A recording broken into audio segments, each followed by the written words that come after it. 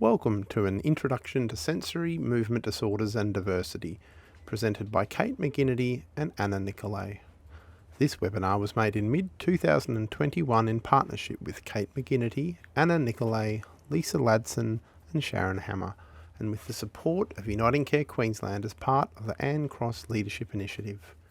It is brought to you by the Community Resource Unit Limited. You are about to go on a very lively tour with Kate McGinnity and Anna Nicolay, two of our presenters from Wisconsin. And I hope that this will give you an overview of what is meant by movement differences and diversity. We are delighted to be offering this short series of webinars, and especially within a context of leadership. Across the world, including here in Queensland, there are people who live with movement differences and diversity who have taken a strong lead in changing attitudes and mindsets of people who thought that they had very little to offer. So we want to strengthen and support them in their leadership efforts, and we want to kind of encourage more people to, with movement differences to step into leadership roles. But we also want to equip their supporters to understand the role that they play too. What I love about the ideas and information that you will hear today is that this is not about fixing people or changing them to make them fit, but it's more about firstly appreciating and understanding their experience, appreciating what they have already worked out for themselves to help them make their way through the world, and then working collaboratively with them to develop the supports that they need to do well. You'll find bios and more details about both Kate McGinnity and Anna Nicolay's backgrounds on our website and on the flyer. And so without any further ado, I want to hand over to Kate and Anna now. Thanks, everybody. This is Kate McGinnity, and I'm Anna Nicolay. And we are coming to you from Wisconsin, which is kind of in the middle of the United States, for those of you that may have my geographical challenges. And we are going to visit with you today about sensory movement differences and diversity. Anna and I come to you as we are teachers by trade. Anna is still in the classroom. I am no longer in the classroom, and we both have a private practice in which we serve multi-ages of individuals with sensory movement differences, with the idea that we hope to collaborate in supporting them to make their lives better. So we will get started.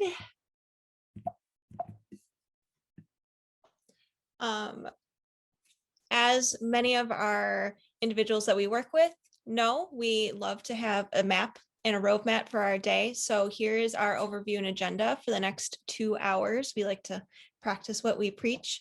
We're going to start off with talking just about an overview of the sensory movement differences and Donnellan and Martha Leary's work around that. Then we're going to move into an overall processing overview, and that's both Kate and I's work. Then give you plenty of examples for support, and then move into a sampling of video technology. And you're going to hear much more about that from our colleagues in the next 2-hour webinar. And that's what they're going to be focusing on. And that, excuse me, Anna, that just reminds me to say that this is also done in collaboration with 2 other colleagues of ours, Sharon Hammer and Lisa Ladson, who will be presenting another webinar through this series on video technology. But they will also be joining us 1 week from, well, based on when you watch this, they'll be joining us for the question and answer period following this webinar as well. And then all 4 of us will also join you after their webinar on video technology. So today we are trying on a different lens for understanding and rethinking our approach to people who might be experiencing the world differently in terms of their sensory processing. So at the end, hopefully at the end of these 2 hours, you might have a better understanding of what it feels like to have a sensory movement difference, and or what it might feel like to experience incoming information differently than those of us who are in the neuromajority.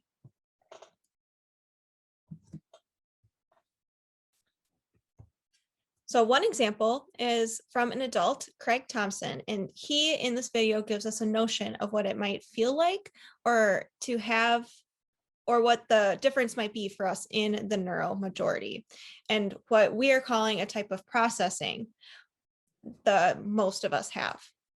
So I'm just gonna play the video right away.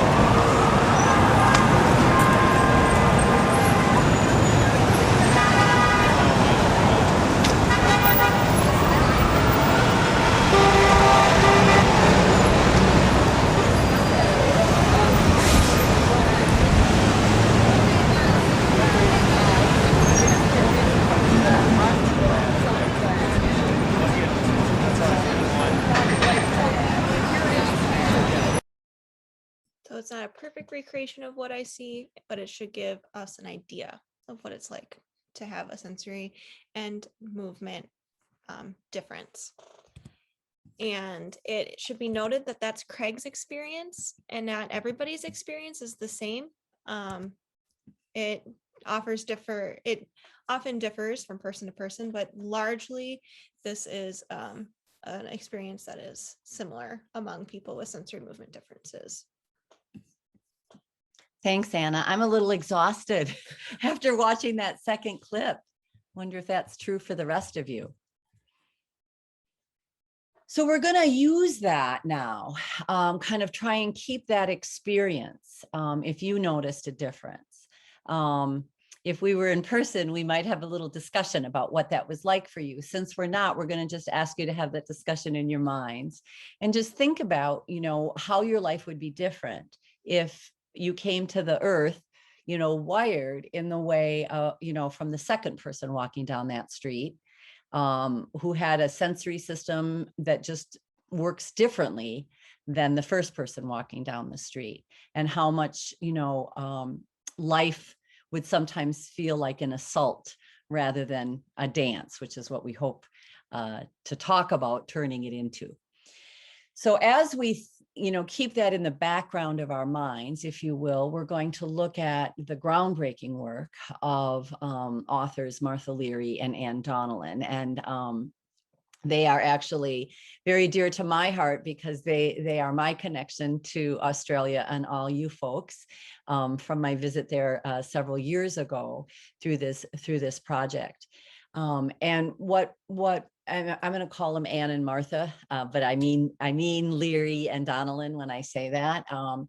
But when we look at their work, what they did that was so far ahead of their time, the book that you're seeing in front of you is a compilation of their work that came out in 2011, but their early work was in the 1990s, the mid 1990s. And they actually became interested in understanding the sensory movement phenomena because of the work of an Australian by the name of Rosemary Crossley, who learned, she was herself a physical therapist, and as many of you may know, she learned that by adding touch and some physical resistance to a person and providing a letterboard for them, one of the phenomena that occurred is people were able to express intellectual capacity that they hadn't previously been able to show evidence of. And while there were some validation issues with that, et cetera, there were enough people that ended up being, independent typists from that we know there was a phenomena. And what Donnellan and Leary said is, if this is a phenomena only in one person, we really got to understand what's going on here. And so they started doing some research, and part of their brilliance, I believe, was that they knew enough to look at research prior to the huge influx of pharmaceutical solutions to different medical situations, because otherwise so they were careful not to study the effects of pharmaceutical intervention, but to look at the characteristics as a whole. And what they found is that there were shared characteristics across what the medical field referred to at the time as movement disorder. Donnellan and Leary call it differences in diversity, which is, I believe, more respectful. But it was looking at Parkinson's, looking at catatonia, looking at cerebral palsy, and seeing a lot of the symptomology lined up. And what people ended up with, this group of individuals that were living with sensory movement differences and diversity, they ended up with labels like intellectually, delayed, intellectual disability, autism spectrum disorder, and all, people with those kinds of labels were showing the same movement differences and diversity as people, again, with catatonia, Parkinson's, cerebral palsy. So then what does that mean for us as practitioners as we move forward? So this is how they said it, again, early in 1994, and then more specifically compiled in their book from 2011. So that we're just seeing consistencies there. So then we go back and we say, well, what does that teach us? What does that teach us about this group of individuals that we're talking about today? So let's go to the movies. Let's go to Hollywood. Because we're in the United States, so we might as well, right? So there was a doctor, Dr. Oliver Sacks, who had a movie made about him, Awakenings, and his character was played by our beloved Robin Williams. And what Dr. Sacks was studying, he was placed. This was his first placement after he became a doctor, and his, he had previously been doing something like researching the feces of worms or something, and then he got thrown into this very human situation where he had this group of individuals under his care, and he was really interested in what had occurred for them. And as so often happens, if somebody isn't able to speak, we mistakenly think maybe they don't have anything to say. If people can't express themselves fully, we think they don't have an internal or an intact inner life. And this, we're going to look at a clip now that helps us maybe broaden a little bit around that, maybe open our minds and think, well, maybe there is more going on, and maybe I can think of this person in a different way when I try on this, as Anna said, when we try on this new lens. So let's start out here, and you'll see that what has happened prior to this is that this patient, Lucy, who lives on this, it's a psych ward, we call it, kind of a protected place. She's walking, it appears that she's walking to get a drink, and she keeps getting stuck the same place in the floor, on the floor. So now let's watch the clip and see. Okay, so the assumption, so she kept getting stuck there, and the assumption is that she was trying to get a drink of water.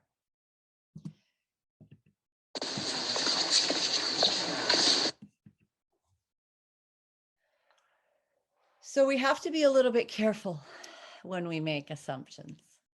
We have to be careful if we use our processing systems or our neurology or our brains, however you want to say it, to judge the behavior or the symptoms of somebody that has a different processing system. It's not always helpful.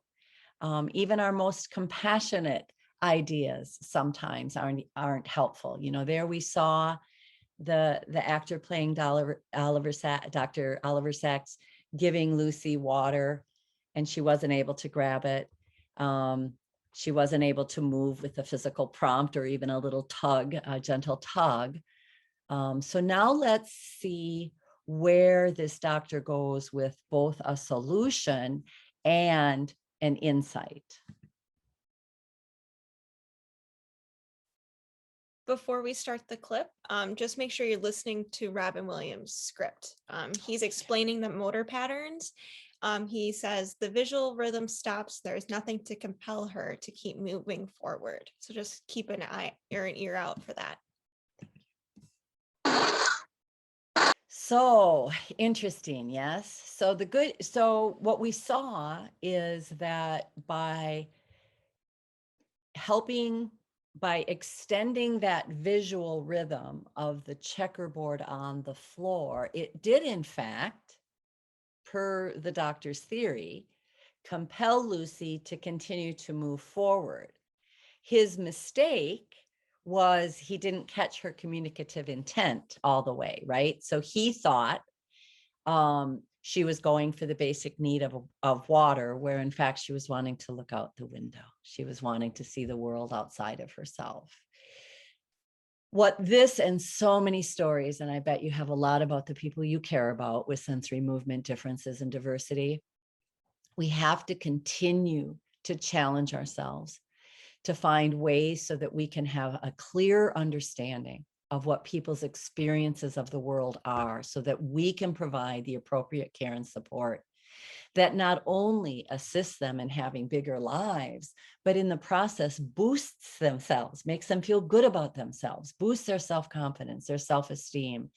And instead of controlling behavior, we're looking at collaborating with individuals around their processing system so that we can make their lives go better, and the lives around all of them, the people around them, when the people we care about and love who have sensory movement differences and diversity, and that might be yourself if you're, those of you that might identify in that way, the more we can understand, then the better job we are at collaborating and having successful steps forward in big lives.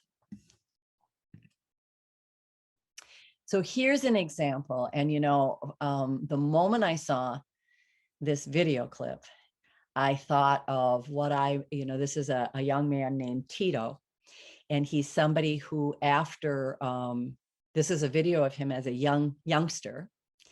And then when he got older, he learned to communicate more fluently through typing. And so he's looking back on this video clip. So these are his typed words explaining what's happening for him. And I just, as I watched this the first time, I thought, if I saw a youngster twirling, how might I have intervened in a way that would not have been useful when I understand what the purpose is? So we'll let the clip speak for itself. When you are trying to think blue and end up thinking black, you can be sure to get frustrated. Time and again it happens to me, and I get quite helpless. Otherwise, why should I get up and spin myself? Spinning my body brings some sort of harmony to my thoughts so that I can centrifuge away all the black thoughts. I realize that the faster I spin, the faster I drive away the black. When I'm sure that even the last speck of black has gone away from me, then I spin back in the opposite direction and pull the blue thoughts into myself. It depends on how much blue I want. If I want more blue, I have to spin faster. Otherwise, not so fast. It's just like being a fan. The trouble is, when I stop spinning, my body scatters. And it's so difficult to collect it together again.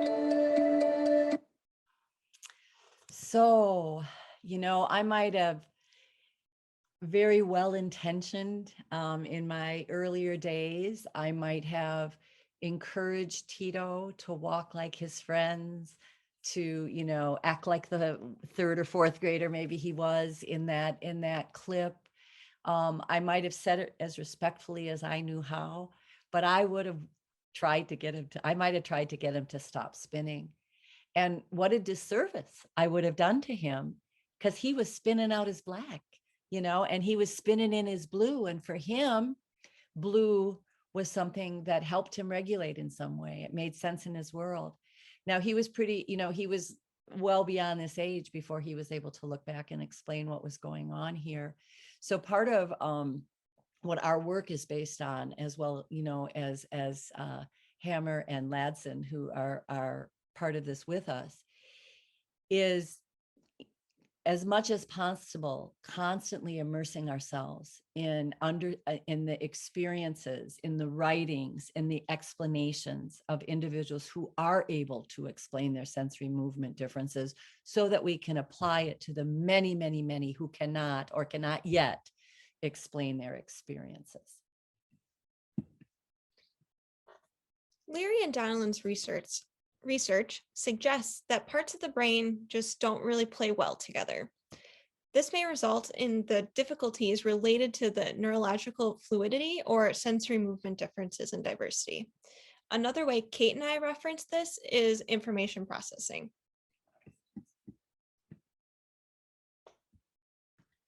So let's see what that might look like. To give you a visual of how Kate and I understand the basic challenges of sensory movement differences and diversity to processing, we came up with this video. As you watch it, you may want to think about whether or not it may be helpful to somebody in your life who has sensory movement differences. We have used this to teach many individuals who themselves have their own sensory movement differences, as well as many of their support circles. Incoming information.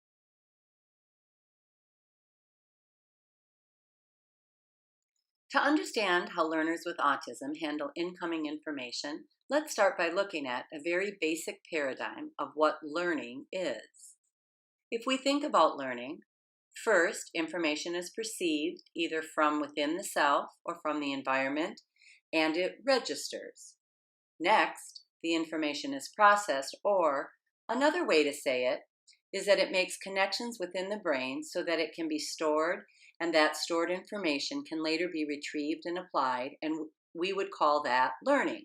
For instance, if we take the basic concept of addition, 2 + 1 = 3, A child might learn that at school 2 + 1 = 3. Learn that fact, store that fact, come home, have 2 friends over, and decide that they all want a popsicle. So the 2 friends need a popsicle, the child needs a popsicle, equals 3. So that child takes that stored information, learned at school, made connections, applied it to the situation, so we can say that has been learned. So if we think about the gears being the processing of the brain, information comes in, information gets processed, information gets stored for later retrieval and application.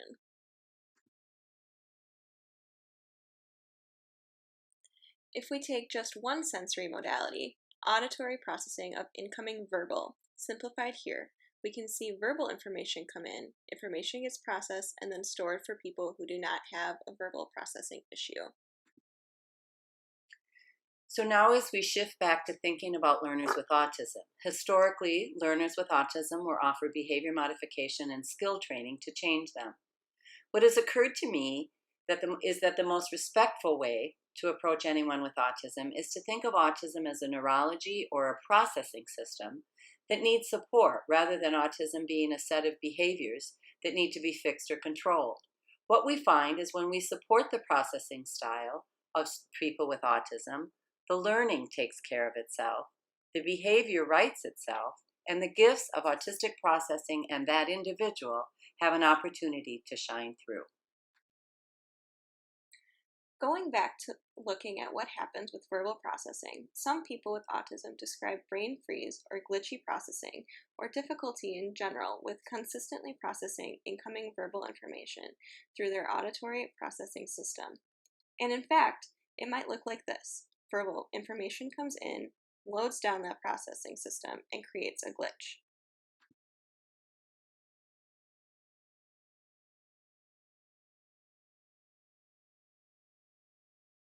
And of course, there is not just one sensory modality. There are the 5 that most people know about in the first column there. Visual, with receptors located in the eyes. Taste, with receptors in the mouth. Touch, with receptors in the skin.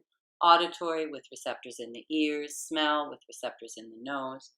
There are 3 more that are not as widely known, including proprioception, which gives us information about where our bodies are in space and in relation to the environment.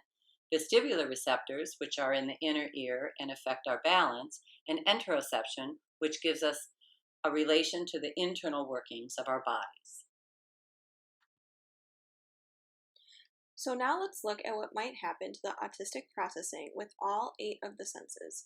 Information can come in and glitch at any one of those 8 sensory modalities at any given time for any person with autism. So,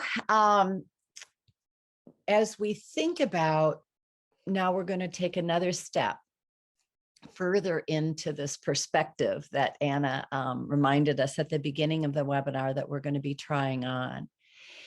So we have that video in the back of our mind about what it's like to walk down the street if we have a different way of processing sensory information.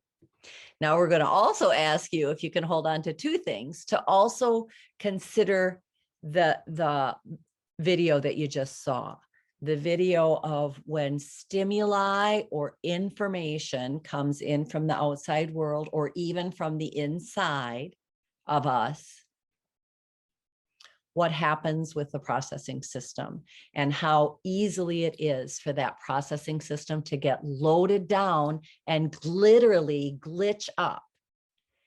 You know, back to walking down the street, that video, the author said, you know, sensory overload sends people into flight or fight, which we are in complete agreement with. We would also add fright, F-R-I-G-H-T, and we see that kind of in a freeze, if you will, and we'll talk more about that later. So as you think about kind of that overall sensory experience, now we're going to look at how Donnellan and Leary suggest that it affects the processing. So what is happening when we see those glitches, when the processing isn't as reliable for the individual? Well, we see difficulties in many areas, and we're going to kind of come at these several different times. So I'm going to give you the big picture first. So we see people that have difficulty starting, maybe people who don't speak. But when we get them organized, they are able to speak, or they are able to access some sort of communication. People that can't, like Lucy, who she got stuck, right? She got stuck right there on the floor in the video of Awakenings. So we see people that can't get started. We see people that can't stop, that once they start saying something, they keep repeating it. Once they start doing something, repetitive behavior, sometimes they're not able to stop it.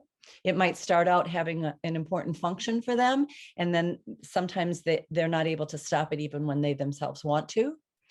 They might have trouble with something we call executing, which is all those words underneath. Okay, so by executing, we mean getting the speed, intensity, rhythm, timing, direction, and duration correct so that you can execute, what it is you want to. So let's look at executing this action of me handing, I have a little puzzle piece here, and I'm going to hand this to Anna. Okay, so now my speed, intensity, rhythm, timing, direction, and duration are going to all be spot on. And I do this. And Anna receives the piece. Okay. So now let's say I have a sensory movement difference. Okay. And my execution isn't always reliable.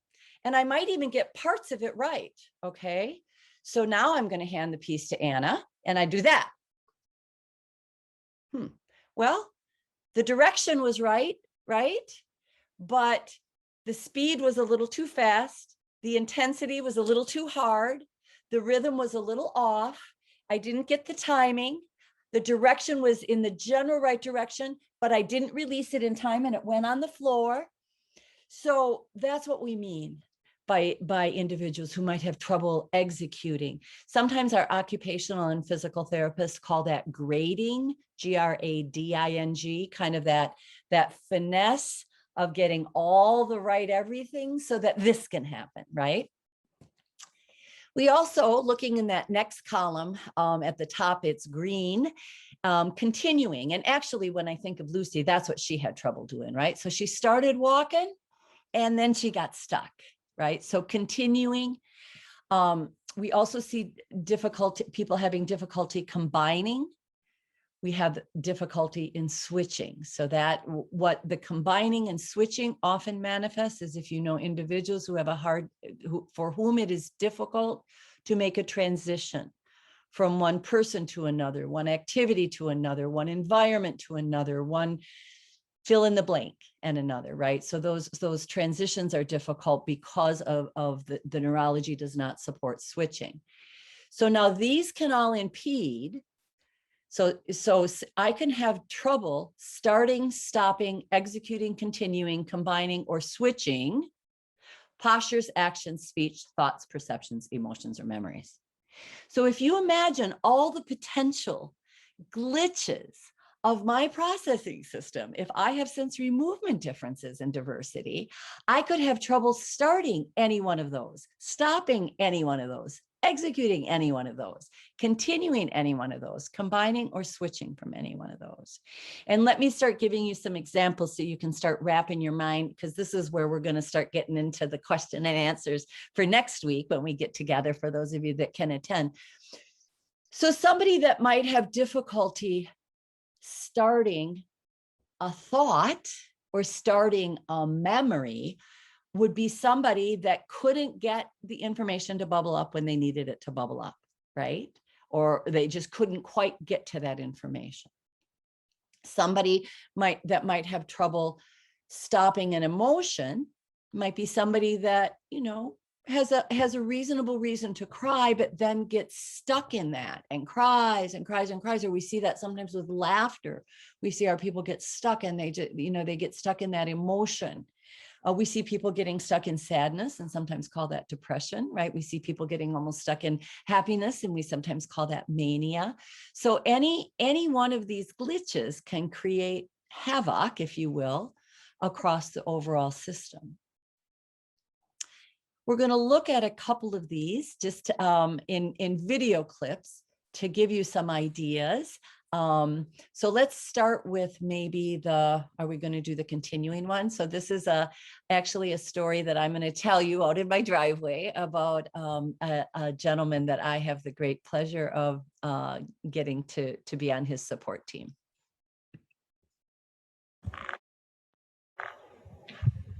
Okay, so this is a story about a person in my life, and he was, he's a big guy, bigger than me, and we would go for walks, and about every block to block and a half, he would go, whoop-de-doo! Now that's not such a bad thing, right? Except I live in kind of a small town, and it was kind of loud, so I kind of gave him the feedback, if you could be quiet, as we're walking, that's a useful thing. And so then he would walk along, and about every block to block and a half, he would go, ah! Oops. The moral of that story is, do not encourage someone to decrease a behavior if you don't know what it means, okay? So we went back to the drawing board with this guy. And I said, let's put the whoop-de-doo back in.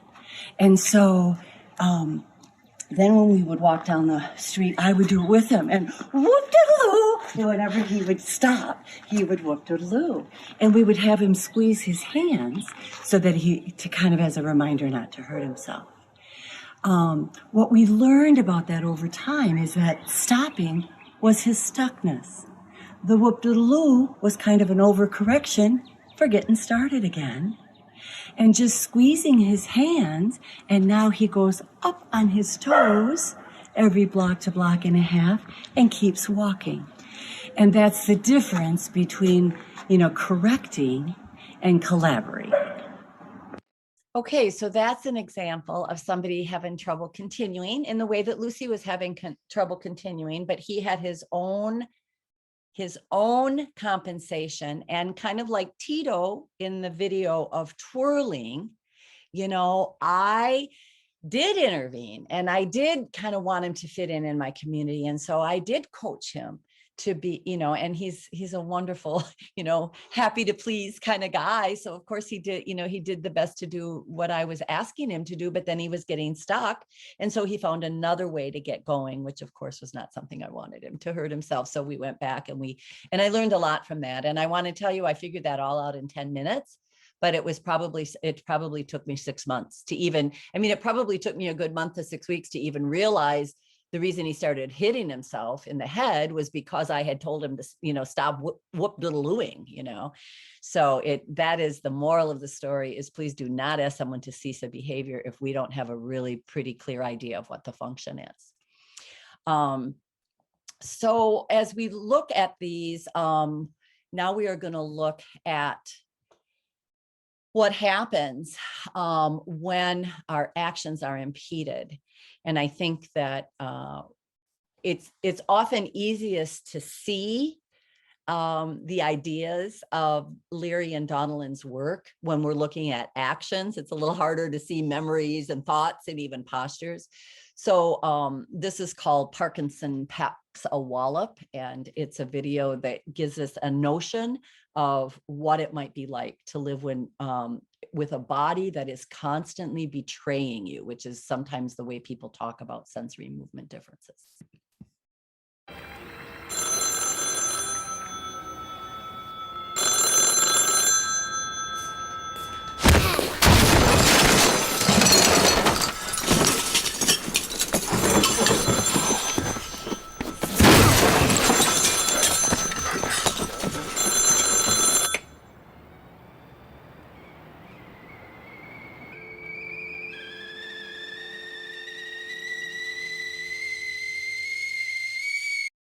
So that actually came from Martha. I noticed that was Parkinson's Canada. And so, when a body doesn't do what a person wants it to do, when it's betraying you, we might see something like we saw in that Parkinson's video. We might see something like Martha Leary talked about. I remember the very first time I ever heard her present, and I was just mesmerized with her work. And she told a story about a person who was having trouble executing Okay, so take one from marked difficulties, executing, and what it impeded for him was his action. So she said to him, John, we'll call him John, would you come and have a seat next to me, John? Just patted the seat next to him. And what Martha described is John was across the room and he jumped up, and he was a big guy, and he ran as fast as he could, or very fast. I don't know if he maybe could run faster. And he whammed his whole body. He slammed it against the back wall. And then he ran and he slammed his body against this wall. And then he slammed his body against that wall. And he went back and forth, bamming his body into each wall. But as he hit each wall, he hit it at a little bit of an angle. Boom, boom, boom, boom. And then he sat down next to Martha. Okay, so he was getting his body to sit next to her. All right. But it was giving him a lot of big, right? So he had to maybe know where his body was in space, that proprioception we talked about. And that made him have difficulty in executing that simple action of walking over and sitting next to her. I mean, I don't know about you, but I asked somebody to come, if they want to come sit next to me, and they jump up and they run and they slam their body against the opposite wall. That doesn't strike me maybe as an immediate yes. But when we say we have to understand what the experience is of that individual, it made perfect sense. He got excited because he loved Martha, right? And sometimes that excitement, that emotion, can create a dysregulation and affect sensory movement processing. So now let's look at an action. Oops, I'm sorry. Oh, 1 minute. One more. There we go. A way that a thought might be impeded in this kind of neurology, and that's in how the memory comes up. Okay. So, and this is when sometimes, I just love, sometimes when we can learn what's going on from someone else, it becomes kind of a fascinating and delightful journey. So we will be speaking more of our dear friend and colleague, Judy Endo, who herself identifies as having sensory movement differences. In fact, she identifies as having autism, and she often works with us. And one of the things that Judy has taught me more than anyone else, and this is like, if you learn nothing else out of this 2-hour webinar, please consider this. Please do not name a behavior if you want me to stop doing it. We hear that over and over from people we support, because so many people with sensory movement differences and different processing systems may think in different ways. And some people think in pictures. Judy is a person who thinks in pictures. Well, what does that mean? Well, she described when she was a little girl, she must have kicked her grandmother at one point in time. And so then, of course, the whole way to grandmother's house, what do you suppose mom and dad would say to little Judy? Judy, whatever you do, don't kick grandma when we get there. Now, the way that Judy's processing system handled that incoming auditory verbal information was it heard kicking, and it popped up a picture of kicking. So then she would go to grandma's house and she kicked grandma, and then she'd look at mom and dad and smile and say, no kicking. And of course they thought she was being a little, she knows exactly what she's doing. She does it. And then she looks at us and says, don't do it. No doing that. Well, what happened for Judy in her processing system is no kicking got connected with the picture of actually kicking. So those two things came to mean the same thing. So when mom and dad said no kicking to her, it compelled her to kick. Now imagine if mom and dad had said, feet on the floor and arms around grandma. What would that have created, right? So if we do nothing else, show or tell people what we want them to do rather than what we don't want them to do. In a little bit of a more fun way, Judy and I were presenting together one time, And we tried something new. And she said, oh, I wonder how that went. You know, how did you think that went? And I said, well, I think it went pretty well, but we'll have to see what the feedback says. And she burst out laughing. And because she's a dear friend, I've learned to ask her. I said, well, is there what's funny about that? And she said, oh, my brain popped up the wrong picture, but it's kind of a fun one. And I said, tell me what? And she said, well, when you said feedback, it brought up a picture of when I was a kid.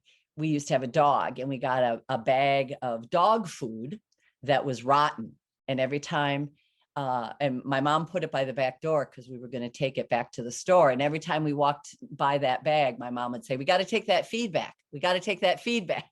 So when I said feedback, meaning feedback from the participants in the conference, it brought up the picture in her head of the dog food that they needed to take back, feedback. And that was just kind of a fun one. It didn't create a glitch for her, and it didn't get her in trouble in the way that picture of kicking did when she was a youngster. Judy has a number of books out. In her book, Paper Words, Discovering and Living with My Autism, she talks about her neurology. She talks about having islands of information that float by, and sometimes she can build the bridge over to those islands of information neurologically, and sometimes she can't. So Judy has so heavily informed our work and the work of Sharon and Lisa that we want to introduce her to you through this webinar as well, and her work. So certainly keep your eye out for all of Judy's works. The one that relates to our work today, of course, is Paper Words. Now that we might have a notion of sensory movement differences in diversity and what it might feel like to experience, as well as some of the obstacles, glitches, and breakdown of information processing that can occur as a result. We're going to talk more about collaborative supports. Now that we know that, what can we do about it? It is our extreme and strong preference that when we're collaborating with and making these supports, we need to be engaging the people that the supports are for. As a teacher, I do this every day with my students, and it's very important. And then in my private practice, where I'm working with adults and people of all ages, it's even more important that I'm engaging them, because they are adults and we want to make sure that everyone's living their most independent lives. And if we're making a support, it has to be work for them. Otherwise, what's the point? So making sure everybody's involved and working towards the most independent lives for them. And we have an example of a colleague with sensory movement differences, and he talks specifically about stuck thoughts, where pictures get stuck in his head with like many people with sensory issues. These pictures, they get stuck, and in his words, they don't move, and he can't continue to think or move on. When this happens in the community, often behaviors come that he's not proud of, and it got him into trouble in the community. So together, he created this collaborative support video that we will show you in a second. And he actually then used it to help train his staff to make sure they all also knew what to do when he was having these stuck thoughts. Anything to add, Kate? No, great. His name is Sam. Sam Rogers. Yes, there he is, yes.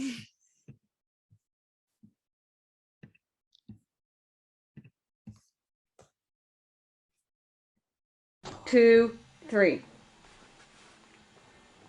This is the Stuck Thoughts envelope. This features this is a picture of my face. You can put the Stuck Thought picture on top of my head if I ever have one. And on the right is the solutions one. Are often pictures. Sometimes the thought pictures get stuck. Thought pictures get stuck in my brain. It makes it difficult for me to think.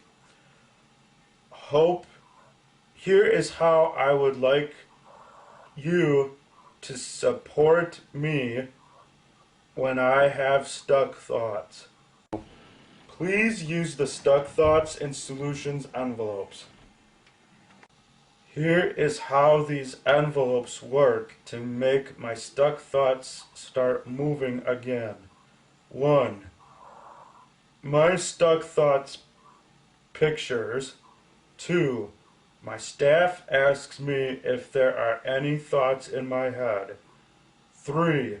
I will tell you yes if I have a stuck thought, or if I don't, I would say I don't have one.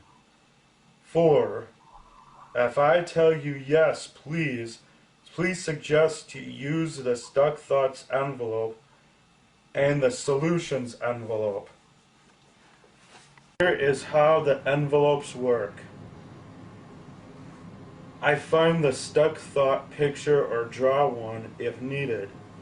I put the picture in my head on the front of the envelopes. I will choose a solution picture from this solution envelope. I will do a solution. If the stuck picture in my head moves away, I will put the picture in my head on the envelope back into the envelope. That's it. If the thought is still stuck, I will choose another solution and do it. I repeat this process until the picture moves. So we're going to show you a couple of examples of that now. The things that were getting stuck for Sam was it was a time that maybe he thought he was doing something that was socially correct, and he got feedback from the environment that he'd made a mistake. So he was getting ready. This first one Anna has queued up for us is that he was getting ready to go swimming, and his staff kept trying to hurry him into the pool, and he was stuck because he didn't know where to put his glasses. And he kept saying, "Where do my glasses go?" And the staff kept saying, "Sam, you need to get into the pool." And he knew, so it was that mismatch of he was trying to do what was right, but he didn't know where to put his glasses, and the staff wasn't catching that. So that's a thought that he'll get stuck on, that he'll go back to. Another one of his stuck thoughts, and these are just a few examples, and you can see that he drew them. And this was, he had to spend some time, and he's very open about this. So I'll share with you in a psych ward, like we kind of saw in that Awakenings video. And he got to know some of the other people that were there from time to time. And so he had gone home and back to this more supportive environment for a period of time. And he asked about one of the other patients. Where's Jennifer? She had been there before, because, we teach people, right? If you care about other people, it's friendly to ask about them. Well, the feedback he got was, that's confidential information. You can't be asking about other patients. Well, he got scolded. He was doing something he thought was socially gracious, and he got scolded. So that's another picture that would get stuck in his head. Another example of a picture that got stuck in his head is his family liked to watch football. And he knows that when his dad's beverage is gone, he would go and get another beverage for his dad. And that was a socially polite thing to do.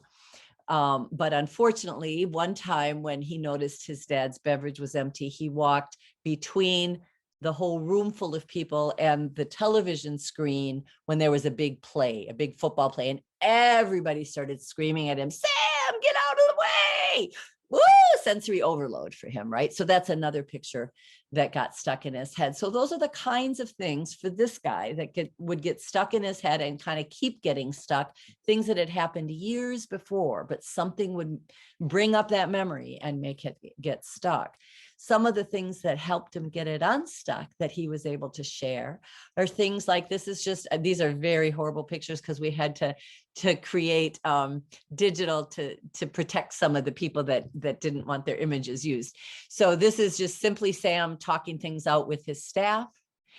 So that's one of the things that helps him out. Another thing is using his exercise bike and his exercise, getting that physical exercise helps him get those pictures unstuck. And also playing some of his favorite video games helps him get those pictures unstuck. And there's many, many more pictures. You'll notice that the stuck pictures are black and white, pencil drawings, and the solutions are glossy, colored photographs, kind of to say to the brain, pay more attention here. So over time, Sam and his staff have been able to use this strategy to help him from getting into behavior that gets him into trouble in the community. So we're really happy for Sam. And I also want to just say that we have Sam's permission to share this part of his story. And as we always do, we compensate people who share their stories and whose stories we share. And that's something that hasn't always happened, and it's very disrespectful. So just a gentle reminder that if we're telling other people's stories, people who themselves have sensory movement differences, Sam presents himself. So of course we wanted to get his permission, and we will be compensating him for his contribution. We're going to give your auditory processing a little break here, and we're just going to all take a deep breath in and out. And we're going to just let you read this quote silently to yourself.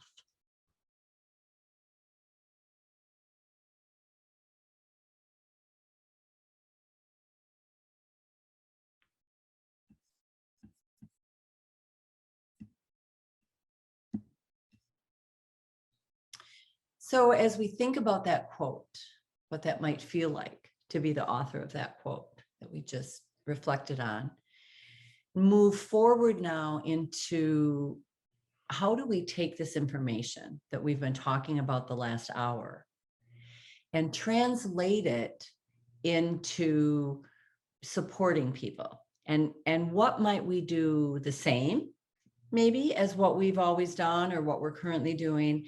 And how might this new perspective or this new lens that we're trying on have us see a person, or a set of symptoms differently and with a fresh pair of eyes, and perhaps solutions or supports that are collaborative, and as we keep coming back to, and also take that the individual's perspective and experience into account to the best of our ability.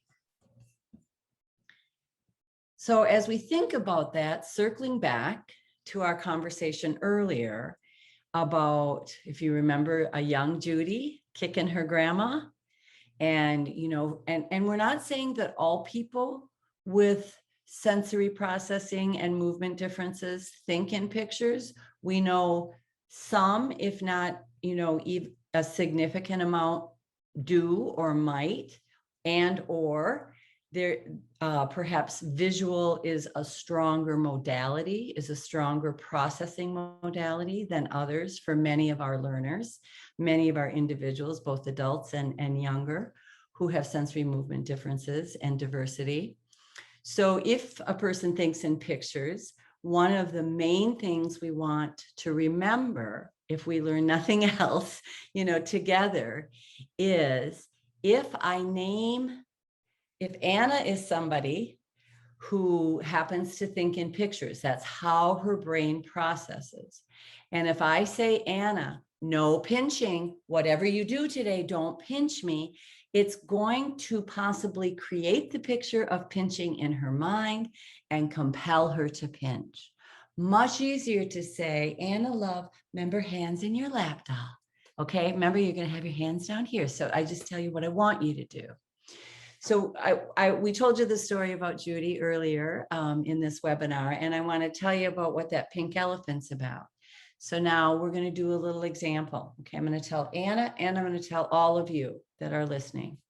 Don't think about a pink elephant. Whatever you do, don't think about a pink elephant.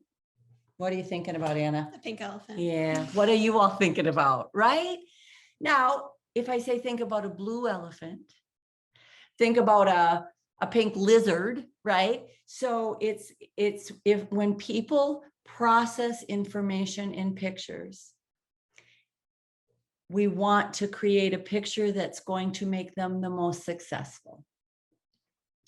There's a little book that's on this slide that helps us understand people's experience better, and we it gives us a way to collaborate with them to teach the people in their lives. So for school-aged youngsters, we would work together. Anna does this with her students, and they come up with, what do you want your classmates to know about you? Obviously, we involve parents and legal guardians and caretakers in those decisions, as well as the individual. As people get older, we look at, what do you want your co-workers to know? How do you want to be supported by your staff?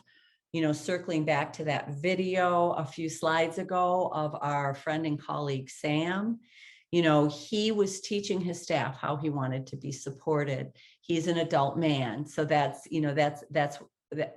a reasonable request for him to be able to request to his staff, please support me in this way. So, again, what we can do first and foremost is respectfully approach this neurology by refraining from naming behavior that we don't want someone to do. Another dear colleague, one last story here, Roy Bedward, and that's the pink elephant one. He was a guy who typed to talk, and he took a yoga class that I was teaching with a colleague. And he originally had quite a bit of difficulty settling into the class. And over time, he became very successful in the class. They were able to decrease the number of staff that came with him to one. And that person was just able to do yoga with the rest of us. And Roy didn't need a lot of additional support. And then somebody new joined the class that was having a hard time settling into the class. And I thought I was intending to be respectful. And I asked Roy if I could let this other person know how difficult it had been for Roy in the beginning, to help him feel better. And I did it in the ways that I thought were respectful. Roy was an adult. I pulled him aside. I spoke with him. I typed to him. He typed back to me, and he was angry with me because that class, he had a horrible class. He went back to kind of what he had trouble with early on, months before.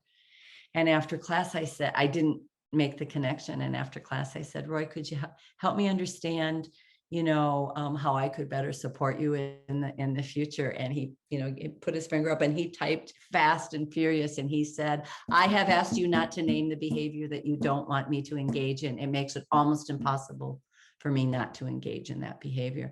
And my reference to the difficulty he had at one point brought that whole flood of pictures of all his struggles up and compelled his body to act in that way.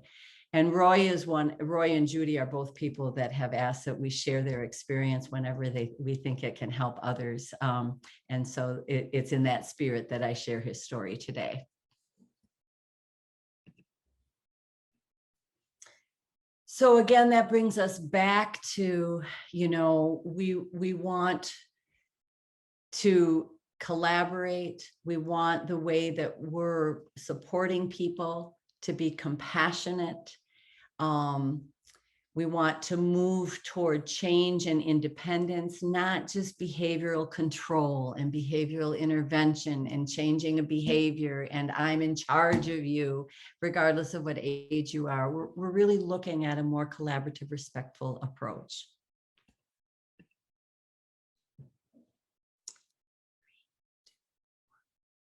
The insights and sharing of people with sensory movement differences, as well as current research, have led us to refer to the behavior that individuals with sensory movement differences demonstrate as reasonable. Challenging? Yes, for the individuals, their families, and their staff, but reasonable, given how the person experiences the world. So as we circle back to our mentors and teachers, Anne Donnellan, Martha Leary, and this is also somebody else who has done some wonderful work, another colleague of ours, Jody Robledo. we have to ask ourselves, circling back to movement differences, thinking about Parkinson's disease, thinking about catatonia that we saw in the movement clips, thinking about cerebral palsy, thinking about the people in our lives who might experience sensory movement differences and diversity. If somebody had a recognized neurological symptom, would we punish them? Would we keep them in from recess and not let them see their friends or lock their doors or whatever it is? No, of course we wouldn't. If somebody was catatonic, unable to move because of a neurological malfunction, would we call them lazy? Would we say, you're not trying? You don't have your thinking cap on? No, of course we wouldn't. We would hopefully be encouraging. If so, would we scold someone with Parkinson's disease if, they weren't moving quickly enough, or if they couldn't move, or if they, that day they couldn't access movement and action and motion? Of course we wouldn't. And yet, people, maybe some of you are in attendance here today listening to this, and your families and your staff. I think we see people who are having neurological symptomology. They're responding to the way that they experience the world the best they can. And they're getting punished.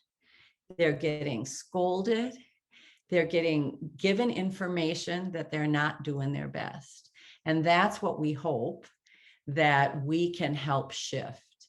That that as we move forward, we find ways that support the processing so that so people can live a more manageable, inclusive, and expansive life. So if these behaviors are reasonable solutions, like Kate just described, for the neurology of people with these sensory and movement differences, what behaviors do we want to support a student in changing? When people are having behaviors that are creating their unmanageability in that life, we want to support those types of behaviors. For example, things like hurting themselves or others, destroying materials in the environment, leaving the environment, limiting how large that person can live their life or how full they can live their life. Things like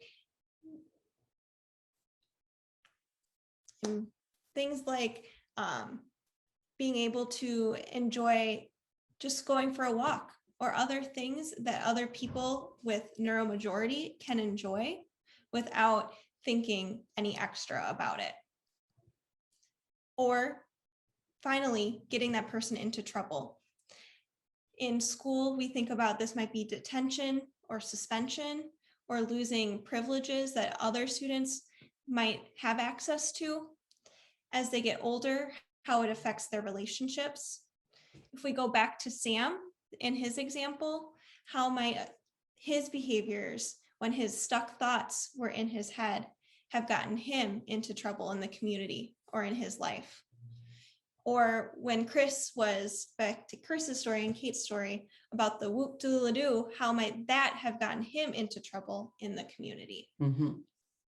I think too about, when we think, and I don't know which category it would fall under, but just how many times our individuals, are kind of so-called behavior intervention, includes locking doors or restricting lives, or you can only go in certain environments, or it's not safe, and understandably often it's around safety. It's not safe for you to go here, it's not safe for you to do this kind of activity, and lives get really small, and sometimes we don't then grow them out again, even when behavior has kind of fallen back into place. And so it's looking at, creating supports that are going to continue toward independence, continue toward a rich, full life for the individuals that we care about with sensory and movement disorders and differences. And I would also add, talking with them about how their environment might also need to change in order for them to reach that independence, to make sure that they're living their largest possible life.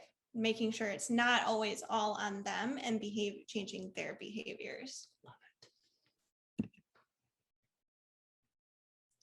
So we have talked a lot about collaborating with that individual, and that is always number one in supporting behavioral change. And when we are collaborating with someone whose symptoms create more of a challenge for them, where they might not be able to explain themselves, how do we collaborate? And trying to think about more creative and unique solutions that are able to access different communication change that we might not be able to have been before. Especially, I can speak from a school setting. Often teachers just try and come to the individual with the plan in place. And when it doesn't work, that's the student's fault. And I always come back, did you ask them if that was something that would work for them? And often the answer is no. So then when we come back and actually bring that student in on that process, the behavior change that we want to see actually is a lot more successful. I also think about just even in terms of creating materials, a lot of families or staff will say, well, when do you find time? You know, we might say, you know, somebody might benefit from visuals, or we're going to talk in a little bit about, you know, the value of digital visuals and in particular video. And that, you know, this, you know, certain kinds of neurology, that is an easier modality to process perhaps than auditory or touch or some of the other senses that we already talked about. When we think about collaborating with the individual, it's part of kind of what makes sense to that person. So I'm thinking about, I was making a menu, a visual menu, which is something that we do a lot, you know, of what an adult in my life could do, that somebody that I help support, when he was angry.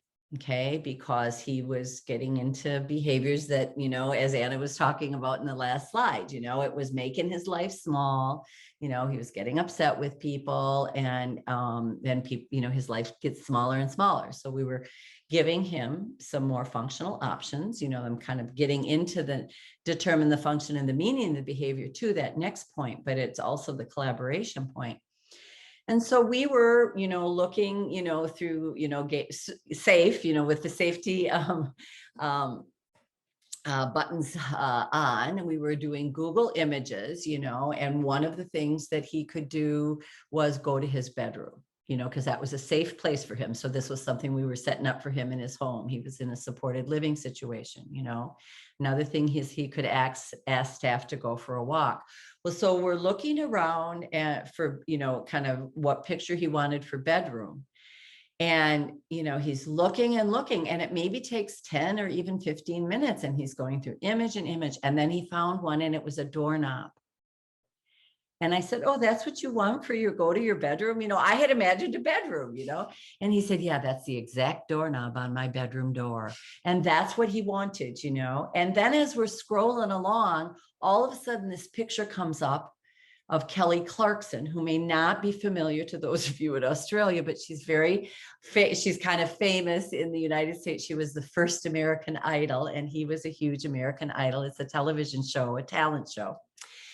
And he said, oh, can I put Kelly Clarkson on there on my menu? And I said, well, does it help you to think about Kelly Clarkson when you're mad? Well, no, but I just really like looking at her, he said. And so I said, well, why not? I said, how big do you want it? Well, I will tell you, the picture of Kelly Clarkson was very large and the rest of the menu was small. But, you know, I think that made it easier for him to access that menu because it had somebody that he really liked, a pop star, you know, that he was interested in. I wouldn't have known that. It would never have occurred to me to put Kelly Clarkson on his mad menu, nor would I have done the doorknob, you know. So that's why that collaboration is so, as Anna said, it's so important, because if we're not checking in with our people, they can often tell us if it's going to work. One time I was putting together a visual task analysis, and I said to the adult, do you think it'll work? And he said, it won't. And I said, well, what do you need? And he took it from me. He was a man of few words, and he turned it. So I had a vertical task analysis, and he was telling me he needed it horizontally. We put it in horizontally and it worked like a charm. I don't know why. I don't have to know why if I'm collaborating with my people. Now, everybody can't tell us. We know that, right? Everybody can't tell you how to collaborate or what they're experiencing. And that's why we have to be good detectives. We have to be listening to other people that have similar processing systems and understand what they're saying, because maybe it will apply to the person in our lives or the people in our lives that we care about with sensory movement differences and diversity. We also want to get to the root of the behavior in terms of what is its purpose in this person's life. How is this, behavior serving a function? So especially if it's a sensory function, circling back to whoop-doodle-oo, the one with me, in the driveway. So that was an accommodation that person came up with. I took away his accommodation, didn't mean to, but unwittingly, I took away his accommodation. He started getting stuck again. I said, come on, let's go. He got himself unstuck, knew he couldn't whoop-doodle-oo, so he hurt himself, So that's where if I had first, instead of saying, please don't do that, if I had first paused and given myself and him time to understand what that whoop-doodle-oo meant for him, and that's the whole idea. We don't want to ever take away a behavior or discourage a behavior if we haven't determined its function. Many sensory behaviors, the function, is clear. I'm thinking of a person in my life who had a lot of vision issues, as well as he wasn't able to speak. And so one thing that a behavior or a symptomology of his processing is it helped him to put his finger right here in his eye. And the problem is fingers aren't always clean. And so he would often get infections, so we needed, so it was like, so there's something about that behavior that was helping him, something about this that was helping him. So instead of just don't do that, don't do that, don't do that, we were like, well, what else could give him that? So we ended up coming up with a whole basket of different visual items, kaleidoscopes and things that he could look through that would give him that visual stimulation without him having to touch his eye. And over time, he was able to replace that. So that's what we're looking at. What are the replacements for what you're needing out of this? Sometimes it's a communication, sometimes this BOM means I need my space, right? So we teach, how do I communicate? I need my space, right? Sometimes clearing the materials off a table might mean, I don't understand what's needed of me, or I can't access the, the skills that you're asking me to in my mind, in my brain. So we always want to look at, we want to try on from that person, knowing everything I know about how this person experiences the world. What is my best guess in terms of what this behavior might mean, or what this person might be getting from that behavior? And then it's that hypothesis around which we build our collaborative supports. And of course, to the best of our ability, we're trying to get information from that other person. As Anna said, sometimes we can simply ask them if they think something is going to work.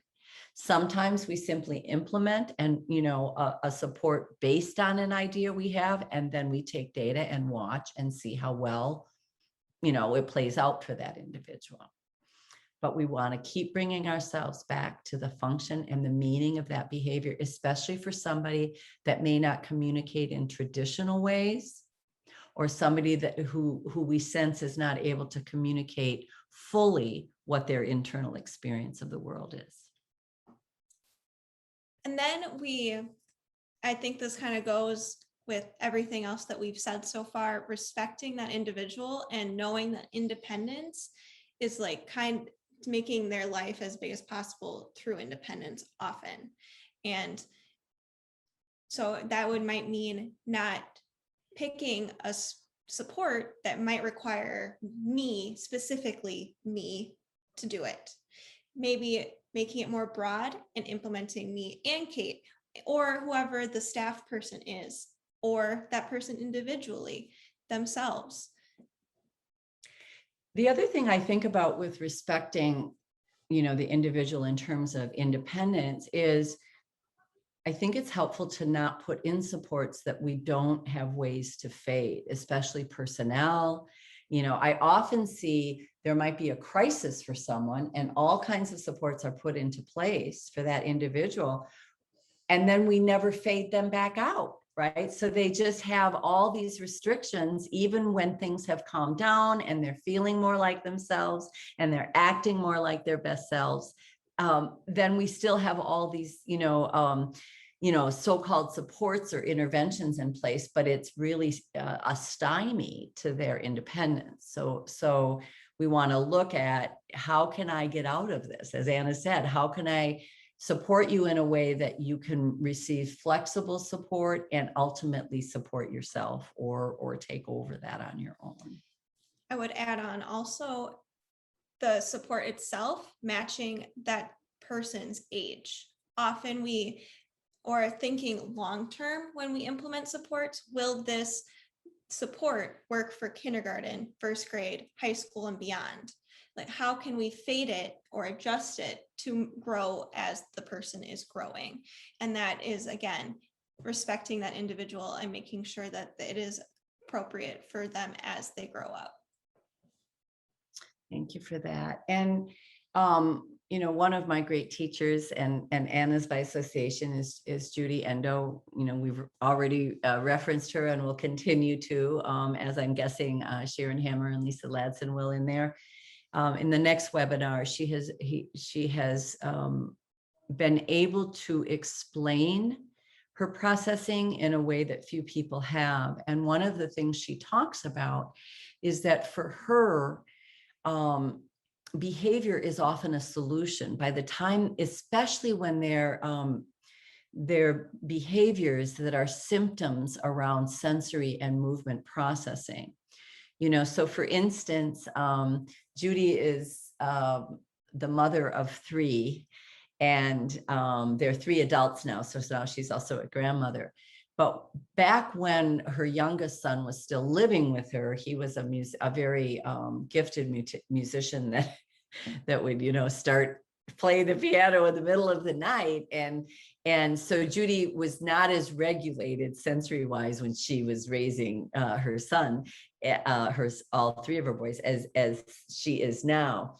But she and I were driving one time, and this is one of the first times she helped me understand this. We were working together, and I was driving, and there was a fair amount of traffic, and there was a lot of weather. So it was raining and thunder and lightning. So there was a lot of sound. There was a lot of sound of the rain on the car, and then there was traffic with lights and honking.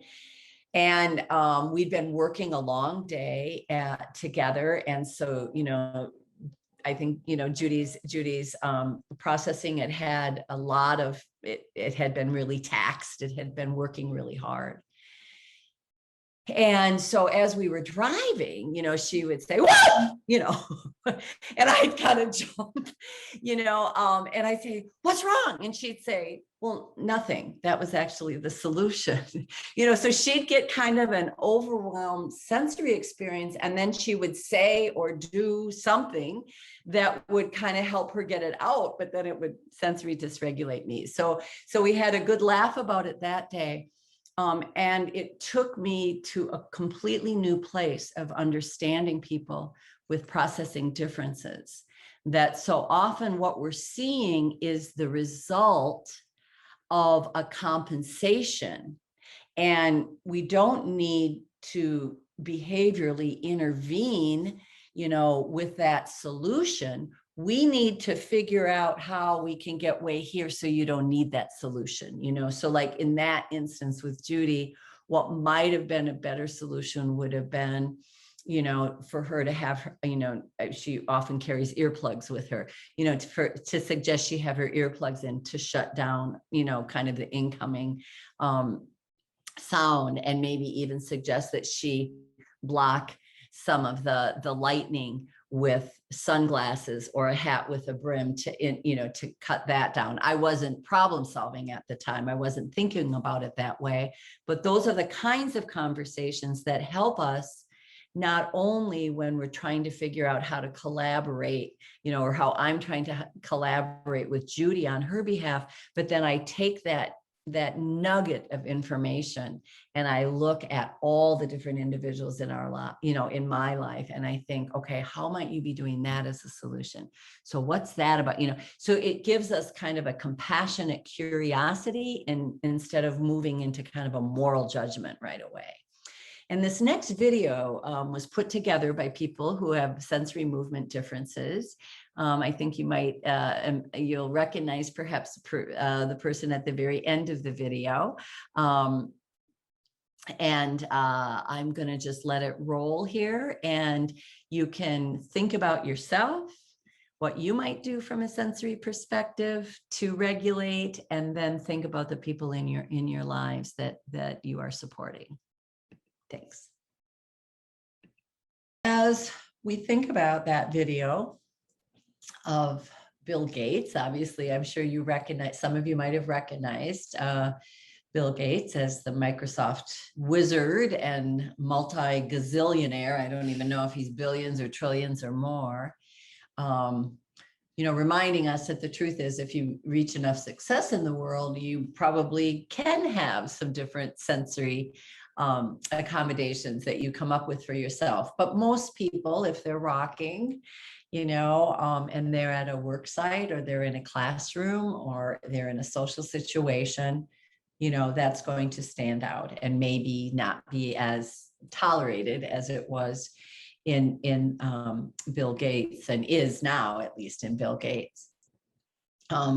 So we're gonna see that in our students and in the people that we care about. We're gonna see them regulating themselves, like Tito, and he was spinning out the black and then spinning in the blue.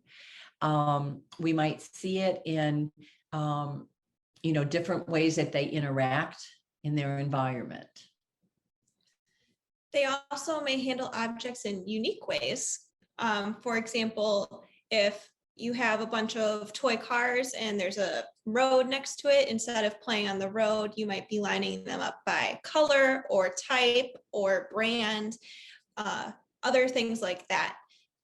I had somebody in my life once who what was an organized, I can't do it as well as he did. He just had a beautiful ability to kind of flick his wrists so it would go really, really fast. And he would, kind of walk around the room, and he would pick things up and, and then he'd find something that had just kind of the right feel. And then he, that would really regulate him, and, one of the ways that it was making our lives, all of our lives, unmanageable, but especially his, is where if we were in a cooking activity, he'd be picking up, kind of something that might be liquid, or he would pick up my coffee cup. I, drank coffee. He might pick that up off my desk and flip it around, and then we'd have coffee all over. So, what we, kind of to take this to the next level with him, what we did is we got a bucket, and we, he came up with his favorite number, which was 7. And we said, you can have 7 things to flip in the bucket at a time, And so when he found something that worked for him, he put it in there. Over time, he learned if he put something in, he had to take one out. And these were the things that were okay to flip. And then we also taught him where he could go and how he could communicate to go to that place. So he, could get his bucket, go to the place where he could be in private, and flip, kind of flip through and get his system regulated and calmed and ready for the next thing he needed to do. So it's like, if all we're saying is stop it and don't, and you can't, spill my coffee or whatever, we're not going to get to the place where he become, in this case, where he became independent in regulating himself and communicating his need to do that. We might also see changing levels of arousal. And what we often see is people that have sensory movement differences and diversity is that their systems, remember that story I told you about about the gentleman that was going to come sit next to Martha Leary when she said, sit next to me. And then he got up and he ran and he banged his body against one wall and then banged his body against the other wall. Well, that's a changing level of arousal. That's kind of an overcompensation perhaps of the system of an action it needs to take because it's maybe having a difficult time getting into that action, right? So we might see that with physicality, but we also might see that emotionally, and especially we are seeing it in people who, can become emotionally dysregulated, and then it can throw off all of their processing. So we see people that get stuck in laughter. We see people that get stuck in crying, that can't shift out of an emotion. We see people that are much more competent with certain individuals that supporting them than others. And part of that has to do that some people are more emotionally regulating than others. And that is a key, we have to remind ourselves, I think, for individuals that have maybe some fragility around their processing, that, we can't move people in their lives around like chess pieces. We have to look at the relationship and how does that relationship impact this individual if it's a support relationship. And most likely, these individuals are experiencing highly individualized responses to sensory stimuli. So this could be the lights or sound or even just objects around them. I have someone in my life who has highly individualized responses to Easter eggs. To many of people, including people with sensory and movement differences, an Easter egg is just something you have at Easter and you go and hunt them, and it's kind of that one day of the year, at least in the US. And she uses this as a regulatory object for her, and she carries it around, and it is her calming tool. Similarly with the flipping, except instead of a movement, it is just the object. And to her, that is her individualized response to that object. Is it a real egg or is it plastic? They're plastic. Oh, okay. And you can take them apart, and that's again that movement, Mhm. but often it's together or shaking it, and that's her thing. And we might see people, responding like, one of the things that some people, that can express say is,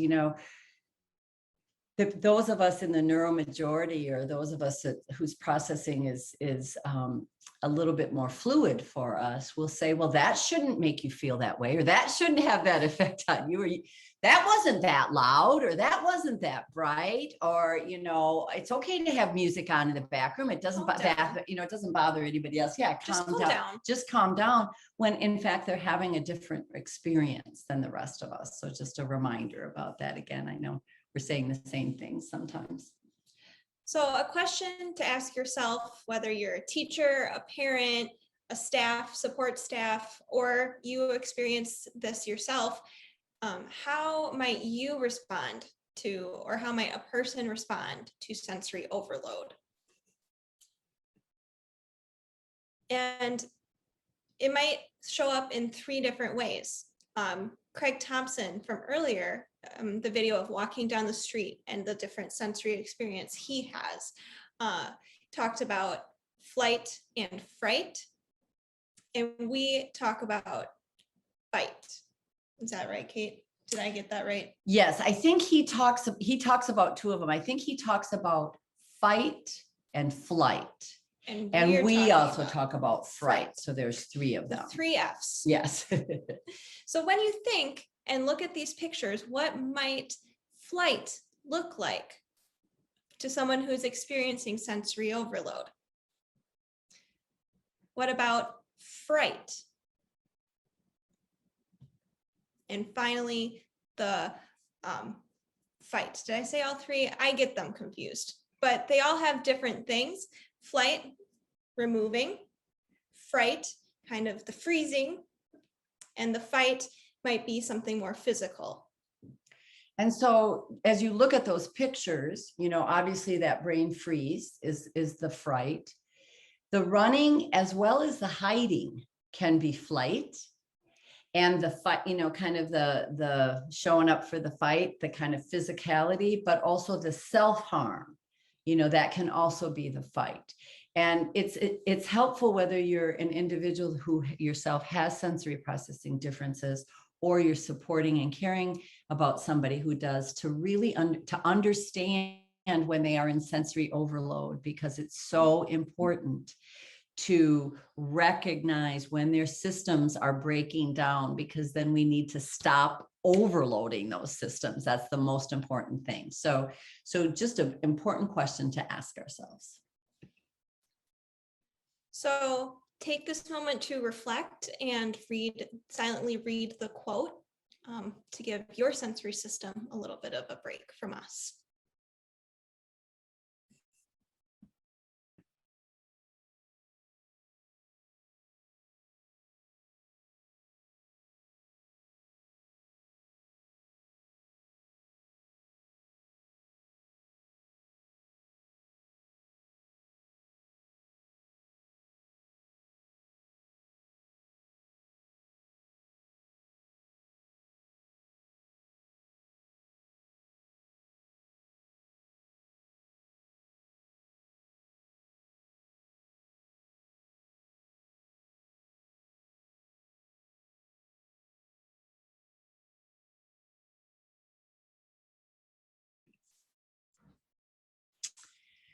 So now we're kind of getting into some summary slides as we're coming to the last half hour here, or 20 minutes of our time together.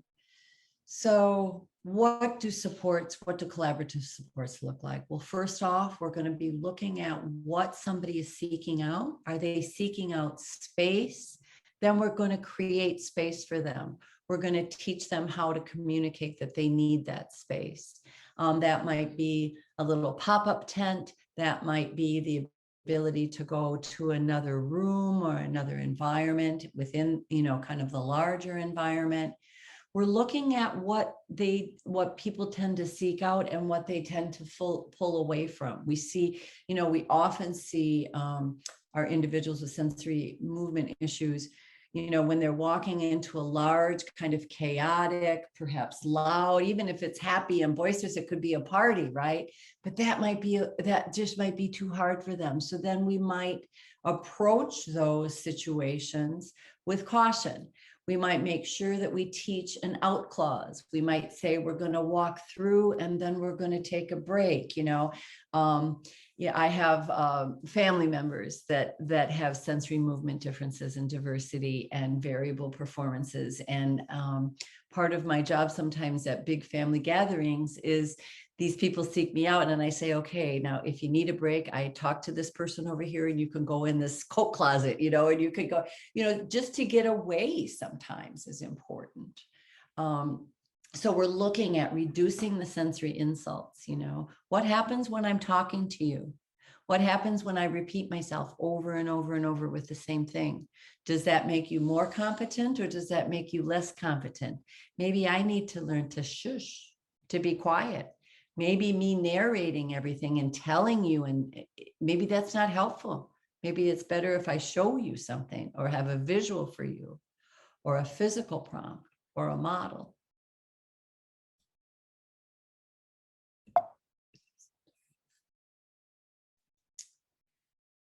We also think, along with our silent support and what are you seeking out? What are you avoiding? Let's see if we can give you more of what you're seeking out in a functional way and less of what you're avoiding.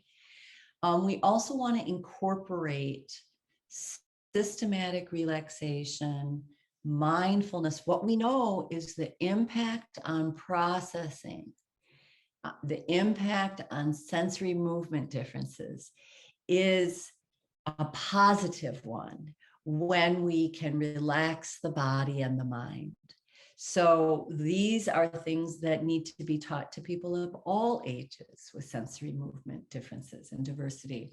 We're going to just take a few moments and just see what it's like in our own bodies and minds to do a little bit of square breathing. join us if you would, please.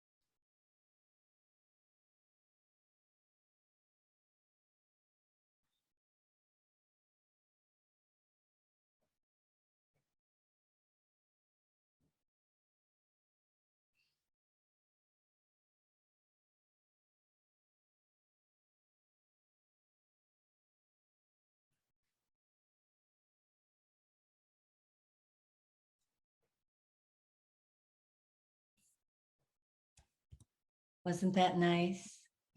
A little break, a processing, a little, getting that breath deep into our belly, expands, kind of makes everything flow a little easier up there. We have started incorporating relaxation, mindfulness, using mindfulness videos. We can go online and get different videos. We use a lot of yoga for some of our folks. Regular exercise can also be very regulating to a sensory system. So overall, we're teaching coping skills and ways to self-regulate. When you're in this environment, if it's difficult for you, here are some ways that you can take care of yourself. So pre-planning all those things. Looking at the overall, what we call sensory diet. So we don't wait for people's sensory systems to break down, but we actually feed those systems, thus the word diet, throughout the day. Now, usually, Anna and I are occupational therapist wannabes, but we are educators and consultants and specialists. We always want to consult with our occupational and physical therapists when we're coming up with a sensory diet or any kind of sensory support, to make sure that it's on target with that professional group. But what we might see is that throughout a day, a student might have a sensory opportunity every so many minutes, or maybe once an hour. And again, that's going to be dependent on that individual person. But it might, their sensory menu, if you will, might include things like listening to certain kinds of music, or, using their water bottle, having it close. It might mean using swings or other kind of equipment that our occupational and physical therapists would provide. It might be creating kind of crunch or chewing or biting, or, if that's what people are kind of seeking out. That's what we mean, when they're seeking out and what they're avoiding. If we have somebody who's doing running, when you run, that gives you lots of input into your legs and your joints, so instead of saying there is no running, we might, put a strip in their favorite color tape in a place, in a circle that's okay for them to run, and say, when you need to run, this is where you can run. And to even take that up another level, we might make a video of it, because it would be easier maybe for many of our folks with sensory processing differences to hold on to that information if we do that.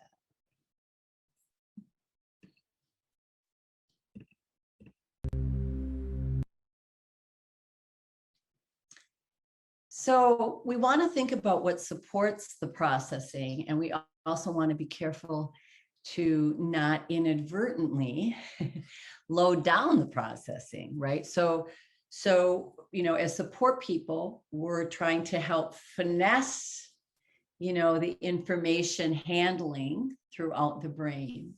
So one of the things we know is that, repeating the same thing over and over and over again to somebody, especially people that may not, use a lot of verbal speech, or for whom, that processing system is not as strong, may not be the best way to do things. We are finding more and more success with people that speak and don't speak when we come in with silent support.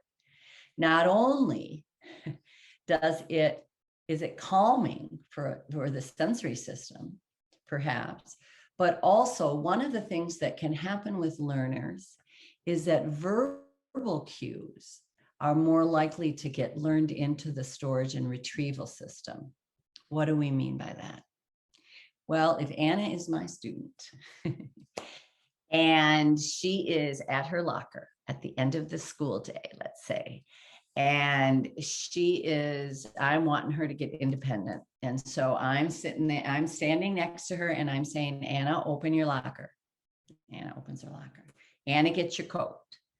Put your coat on. First, put your right sleeve in, then put your left sleeve in, or I did it the opposite way. Zip it up. Where's your zipper? That's right, zip it up. Okay, good girl. Can you get your backpack? And on she goes through all of that, okay? What's wrong with that scenario? Anna comes to her locker. She knows what to do, but it's very possible she can't get to it. She can't access that set of skills until Kate says, Anna, open your locker. Sometimes we even have students or individuals in our lives cue us. So I might look at her and she might say, open your locker. Right. So she knows what she's supposed to do, but she can't get to it unless I say it. And that happens so often. Those verbal cues get stuck in there. And we sometimes call people prompt dependent.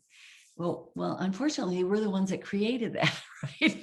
With the kinds of prompts we use. So what would I do instead with Anna? I might make a videotape of a friend of hers that she really likes doing the whole routine.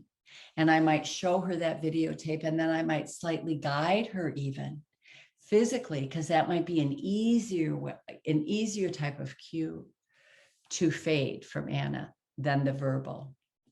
Something else that can be really hard, and I know this is true for your students, Anna, are unexpected changes in events.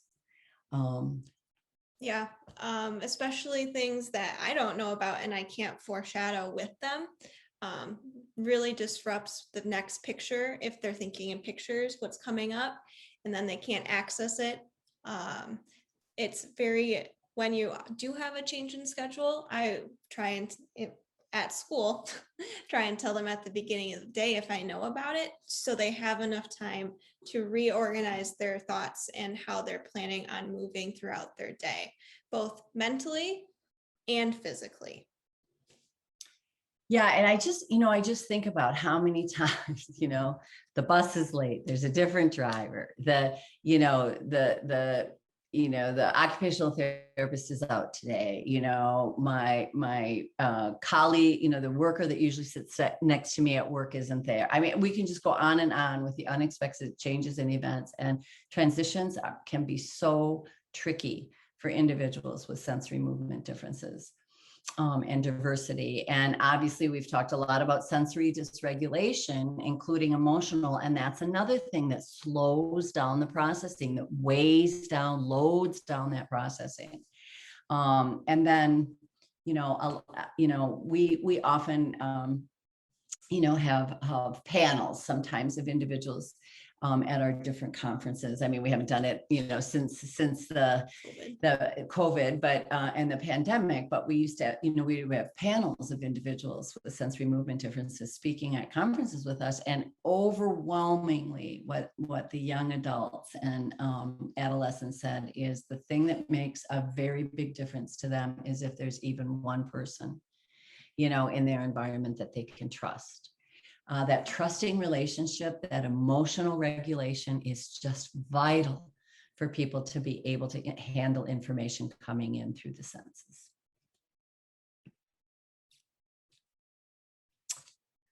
So what we want to leave you with, I guess, is a request that as you move forward, as you leave this webinar, as you, mull over what you've maybe heard from us today, that you consider, are there places in the way that you are supporting others, or if you are someone who is supported, are there times that you would like individuals to be quiet, to be silent, in how they support you. And, you know, one of the things that is a very valuable skill to teach someone is to ask their support people to be quiet. Please be quiet. Please move away from me, but especially be silent. And then to think about that for some, if not maybe many individuals with sensory movement differences and diversity, video and digital visual information, such as video, slides, pretty much anything that is visual and digital, it can be processed more quickly and more easily and stored in a way that it can be accessed more easily. So in moving forward in our time together and our work together, we're going to ask you to please consider adding a component of video technology to your support. And we're going to end with a story, right? About, yes? Yes. About a man that we both support, and the symptom that was making his life unmanageable, it was getting him in trouble. It's that slide. It was all those things, right? It was making his life very small. At work, at home, personally, all of the environments. In the community, right, yes. And what it was is he would, without warning, get up and make a very, very fast dash to the bathroom, the restroom, the toilet, and flush the toilet and watch. Now, flushing the toilet and watching was not a huge issue. It was just what got him there. He would often knock over sometimes, other coworkers or, materials or whatnot. And he did it, when he came for counseling, he did it at home. Their water bill was really high. And so we knew that watching the flushing of the toilet was calming to him. One of those unusual responses to sensory input. It was calming to him. It was the same every time. And so what we did is we moved into video technology. I'll let Anna explain our solution. So as a team, we found 3 of Chris's, or the person's favorite toilets. We talked about him earlier with the whoop-de-la-doo. His favorite toilets, and just recorded them flushing. And we have that video, one of them. And I'll first just show it and then explain the rest of it. Very short, very simple.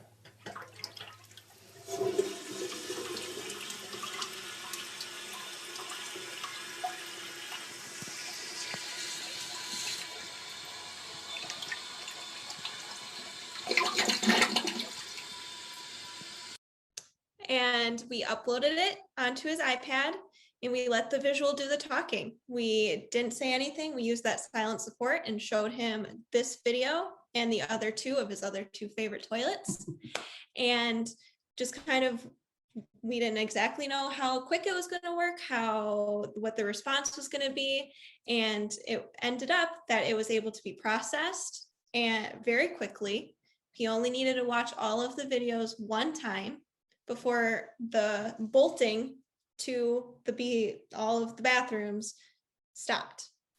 And so we were able to work with him and figure out that was the solution he needed for at least now. And I would have imagined, and in fact, I had even suggested that we have a watching schedule for him, that we make sure that he was seeing it regularly. And it doesn't usually happen this quickly. We're telling you one of our best stories because it can sometimes. And for him, I don't know what's happening because he's not a guy that is able to speak much. But my imagining is that because he could store it in his brain easier once he saw it on video, that I'm guessing he does bring that up when he needs it, and that is one of the huge values of video technology. And now you can say the Americans came and made you watch toilet flushing. And that was our lesson for today.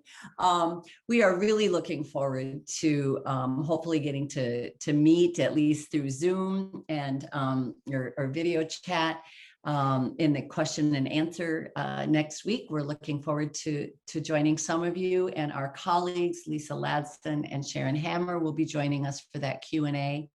They are also going to be your hosts for the second webinar in this series, which is, they will go into great detail, and they are a wonderful presenting duo. And as they talk about using video technology to enhance competence and support big lives. So that's coming up. Thank you for hanging with us the last 2 hours. And start thinking about your questions for next time. So thanks and goodbye from the United States. Thank you. This webinar was brought to you by the Community Resource Unit Limited and was funded by the Anne Cross Leadership Initiative.